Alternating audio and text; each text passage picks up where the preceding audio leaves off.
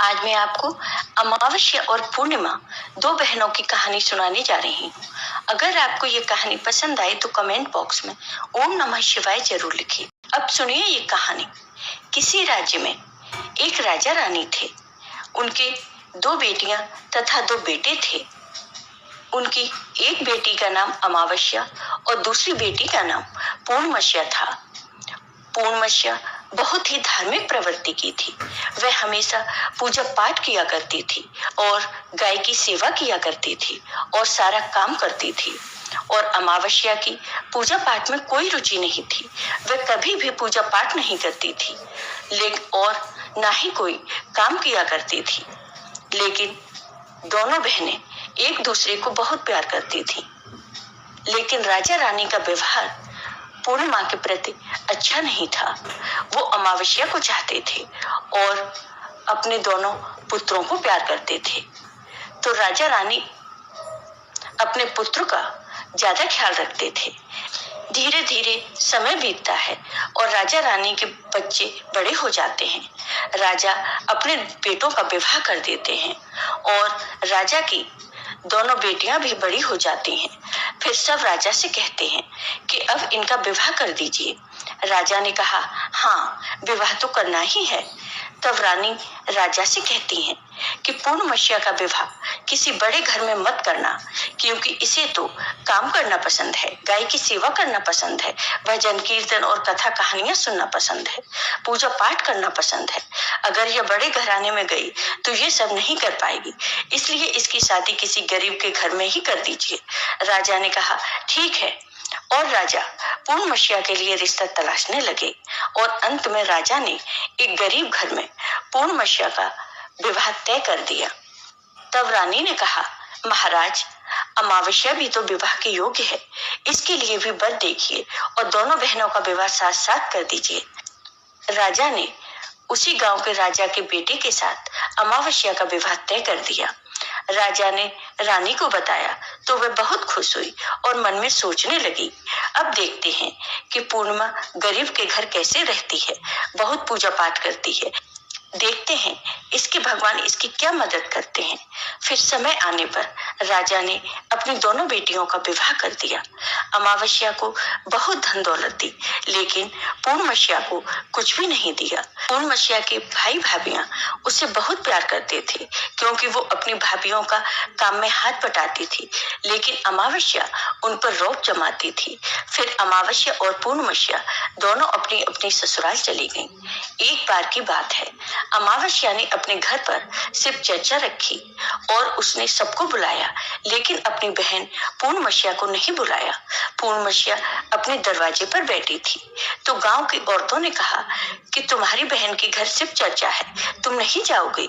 तब पूर्णमस्या ने कहा, नहीं, मैं नहीं जा रही, क्योंकि मेरी बहन ने मुझे नहीं बुलाया तो मैं कैसे जा सकती हूँ। तब गांव की औरतों ने कहा कि नहीं बुलाया तो क्या हुआ, पूजा पाठ है, तुम चलो हमारे साथ। गांव की औरतों की बात मानकर पूर्णमस्या शिव चर्चा में चली गई। जब अमावस्या ने पूर्णमस्या को देखा तो वो गुस्से से बोली कि जब मैंने तुम्हें नहीं बुलाया तो तुम मेरे घर क्यों चली आई?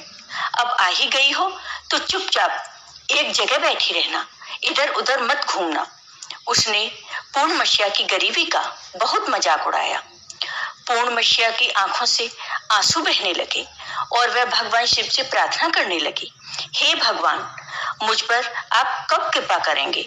आखिर मेरा कसूर ही क्या है? क्या पूजा पाठ करना, गाय की सेवा करना, काम करना गलत है? भगवान, अब मुझ पर रहम करो। इस तरह वो भगवान से विनती करती रही। शिव चर्चा पूरी हो गई और अमावस्या ने सबको प्रसाद दिया, लेकिन पूर्णमस्या को प्रसाद नहीं दिया। वो वहां से बिना प्रसाद के वापस आ गई। वह रास्ते में सोचती है कि घर पर बच्चे प्रसाद मांगेंगे तो मैं क्या कहूंगी। फिर उसके मन में विचार आया कि क्यों ना अपने भाई भाभी से मिलकर आऊं। फिर वह अपने पति और बच्चों को बताकर अपने मायके जाने के लिए निकल गई। चलते चलते उसे एक तुलसी का पेड़ मिला। वहां एक चबूतरा बना था जिस पर एक बूढ़ी माई बैठी थी। उन बूढ़ी माई ने पूर्णमस्या से पूछा, बेटी, तुम कौन हो और कहाँ जा रही हो? तब पूर्णमसीहा ने बूढ़ी माँ को अपना परिचय दिया। फिर बूढ़ी माँ ने कहा, बेटी देखो, मेरा तुलसी का पौधा सूखा जा रहा है, इसमें थोड़ा जल डाल दो और चबूतरे के भी धुलाई कर दो तो थोड़ी ठंडक मिलेगी। तो पूर्णमसीहा ने चबूतरे को धोया, तुलसी की पूजा की, उसमें जल डाला और बूढ़ी माँ को भी स्नान कराया और उनके चरण दबाए। फिर पूर्णमसीहा ने कहा, माँ जी और कोई काम है क्या? तो बूढ़ी माँ ने कहा, नहीं बेटी, और उसे खूब आशीर्वाद दिया और कहा, जाओ तुम अपने मायके, लेकिन लौटते समय मुझसे मिलकर जाना। तो उसने कहा, ठीक है माँ जी, और वह आगे बढ़ी। चलते चलते रास्ते में उसे एक शिव मंदिर मिला। वहां भी एक चबूतरा था, उस पर एक बूढ़े बाबा बैठे थे। वो कोई और नहीं, स्वयं भगवान शिव थे, लेकिन पूर्णमसीहा ने उन्हें पहचान नहीं पाया। बूढ़े बाबा ने कहा, तुम कौन हो बेटी? तब पूर्णमसीहा बोली, क्या बात है बाबा? तब उन बाबा ने कहा, बेटी, क्या तुम इस मंदिर की साफ सफाई कर दोगी? बहुत गंदा हो गया है, और चबूतरा भी धो देना, और मेरे नहाने के लिए 2 बाल्टी पानी भर देना, तो तुम्हारा बहुत एहसान होगा। पूर्णमसीहा ने खुशी खुशी सब काम किया और भगवान शिव की पूजा की। थोड़ा और आगे चली तो उसे काली माँ का मंदिर मिला। काली माँ भी एक बूढ़ी माँ के रूप में वहां बैठी थी। काली माँ ने कहा, बेटी कौन हो? तब पूर्णमसीहा ने अपना नाम बताया और कहा, क्या बात है माँ जी? तब बूढ़ी माँ ने कहा, बेटी, यहाँ सब लोग पूजा पाठ करके चले जाते हैं, कोई मंदिर साफ नहीं करता। देखो मंदिर कितना गंदा हो गया है, जरा इसकी साफ सफाई कर दो। पूर्णमसीहा ने मंदिर की साफ सफाई की, माँ का श्रृंगार किया, पूजा की। उसके बाद बूढ़ी माँ को स्नान कराया और हाथ पैर दबाए। फिर वह आगे बढ़ी तो एक नदी मिली। वहां भी एक बूढ़ी माँ बैठी थी। वो कोई और नहीं, गंगा मैया थी। उन्होंने कहा कि बेटी कौन हो तुम? तब उसने अपना नाम बता दिया। फिर बूढ़ी माँ ने कहा, बेटी, यहाँ सब स्नान तो करते हैं, लेकिन कोई साफ सफाई नहीं करता, तुम यहाँ की साफ सफाई कर दो। उसने वहां भी सफाई कर दी। फिर वो बूढ़ी माँ भी उसे आशीर्वाद देती हैं। फिर वह नाव में बैठकर नदी के उस पार जाती है, तो नाव में फूल बिछे होते हैं और वह फूल की नाव में बैठकर अपने मायके पहुंच जाती है। भाई भाभी पूर्णमसीहा को देखकर बहुत खुश होते हैं और उसकी खूब खातिर करते हैं। फिर सब खूब बातें करते हैं। सुबह जब ननद जाने को तैयार हुई तो भाभी ने एक लाल साड़ी दी और कहा, ननद जी इस साड़ी को पहन लो और हाँ, जल्दी जल्दी आया करो, बहुत दिनों के बाद आती हूँ। तब ननद ने कहा, ठीक है भाभी, आप जब भी मुझे बुलाओगी मैं आ जाऊंगी। फिर पूर्णमसीहा ने लाल साड़ी पहन ली और 16 श्रृंगार कर लिया। भाभीियों ने थैला भरकर उसे सामान, धन, गहने दिए। पूर्णमसीहा घर से निकल गई।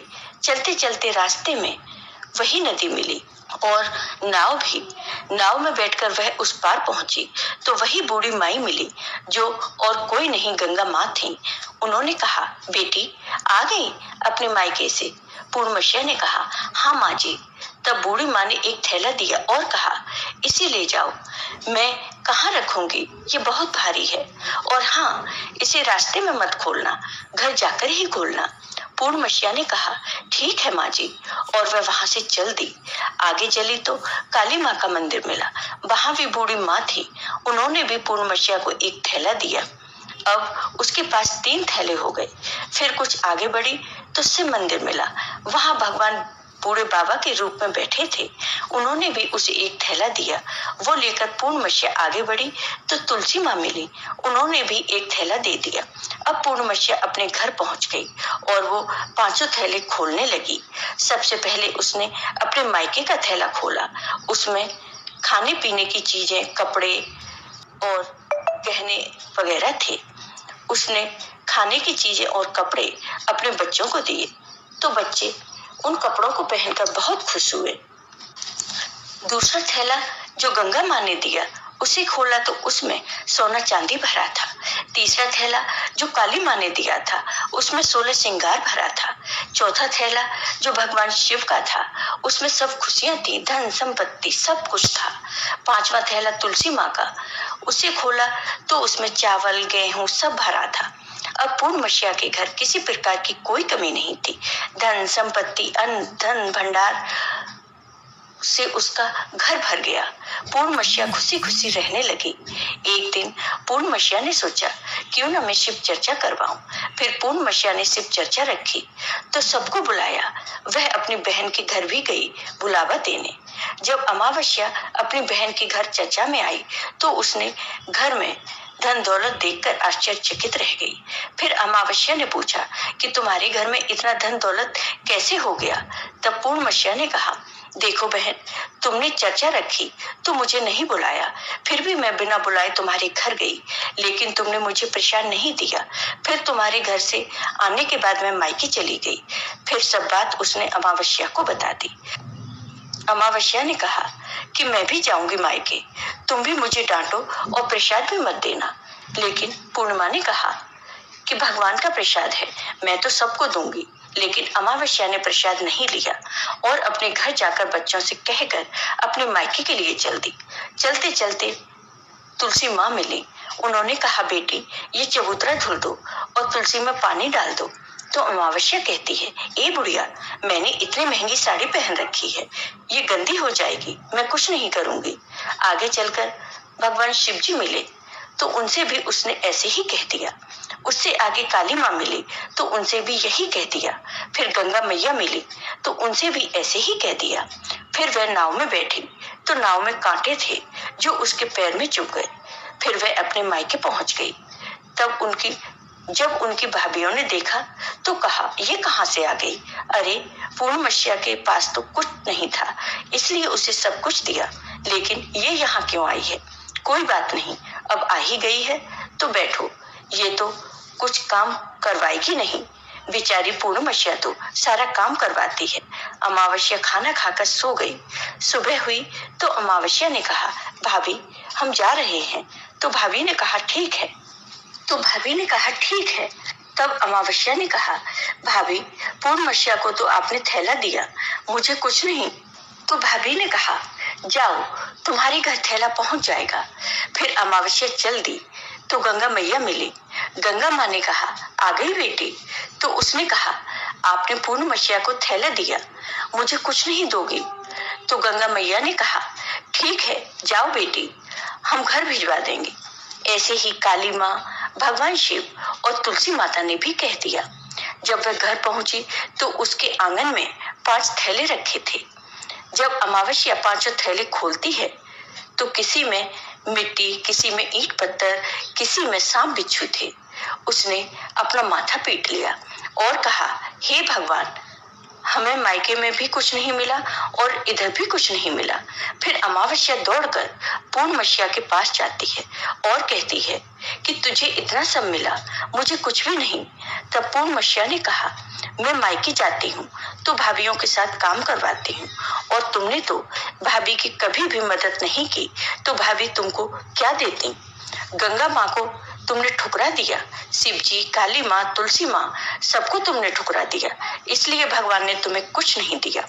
तब अमावस्या कहती है, बहन मुझे माफ कर दो, मैंने सदा तुम पे अत्याचार किया, लेकिन इसमें मेरा कोई कसूर नहीं था। मुझे भी बताओ, अभी मुझे नहीं मिला, लेकिन मैं भक्ति करके सब प्राप्त कर लूंगी। तब पूर्णमसिया ने कहा कि बहन देखो, 3 सूत्र का ज्ञान ले लो। पहले सूत्र में दया मांगना, दूसरे सूत्र में चर्चा करना और तीसरे सूत्र में 108 बार ओम नमः शिवाय का जाप करना। बहन, भगवान ने जो 3 सूत्र दिए हैं वो प्रसाद के रूप में स्वीकार कर लेना और हृदय में बसाना। मैंने सच्ची मन से भगवान का पूजा पाठ किया, सबकी मदद की, सबका काम किया, इसलिए मुझे सब कुछ मिला, और तुम्हारे पास जो भी था वो भी खत्म हो गया। तब अमावस्या अपने घर गई और वह पूजा पाठ करने लगी और भगवान शिव से माफी मांगने लगी। जय हो भगवान शिव की।